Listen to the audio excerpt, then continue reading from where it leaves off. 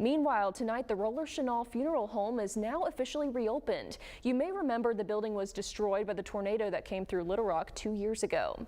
At today's grand reopening, staff gave a guided tour to show off what they say is the newest and most advanced funeral home. But before that, former Governor Mike Huckabee spoke. He says he was in Arkansas when the tornado hit, and he will never forget that day.